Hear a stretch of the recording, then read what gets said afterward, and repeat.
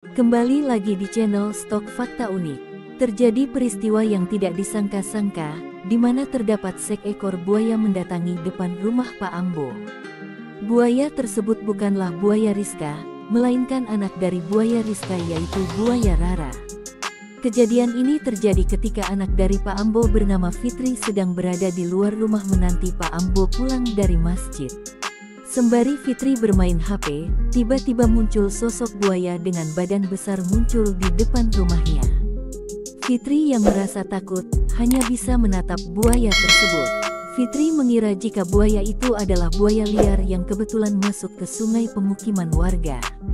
Namun selang waktu kemudian, buaya tersebut pergi dengan sendirinya. Tiba-tiba datang Pak Ambo yang kebetulan sudah kembali dari sholat tarawih.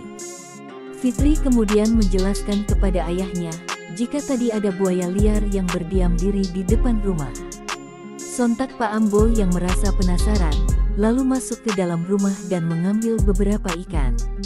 Ketika Pak Ambo keluar rumah, secara ajaib buaya tersebut berputar arah menuju Pak Ambo. Sontak hal ini membuat Fitri dan Pak Ambo merasa heran.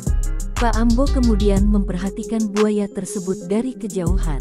Tidak butuh waktu lama, Pak Ambo langsung mengenali buaya itu. Ternyata buaya ini adalah buaya Rara, anak buaya Rizka.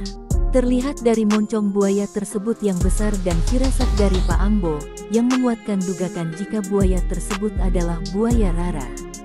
Sudah lama Pak Ambo tidak bertemu dengan buaya Rara, karena buaya Rara lebih sering menghabiskan waktunya di muara sungai. Tanpa berpikir panjang, Pak Ambo lalu memberikan ikan ke buaya Rara, karena Pak Ambo tahu jika buaya Rara sengaja ingin meminta makanan ke rumah Pak Ambo. Pak Ambo masih ingat jika dulu ia juga sering memberikan makan pada buaya Rara. Namun karena Pak Ambo lebih banyak menghabiskan membuat konten dengan buaya Rizka, sehingga buaya Rara jarang masuk ke konten Pak Ambo. Terlihat wajah Pak Ambo yang begitu gembira kedatangan buaya Rara ke rumahnya. Hal ini mengingatkan Pak Ambo dengan masa-masa buaya Rizka yang sering berkunjung ke rumah Pak Ambo. Walaupun Pak Ambo telah mendapat kabar jika buaya Rizka sudah mau makan di Tabangsu, namun tetap saja Pak Ambo masih merasa rindu keberadaan buaya Rizka saat berada di Sungai Guntung. Terlihat buaya Rara begitu lahap disuapi ikan oleh Pak Ambo. Buaya Rara memiliki sifat sama seperti buaya Rizka, di mana buaya Rara dapat ramah dengan orang yang ia kenali. Buaya Rara kini memiliki badan yang besar. Pak Ambo memperkirakan jika besar buaya Rara hampir sama dengan buaya Rizka.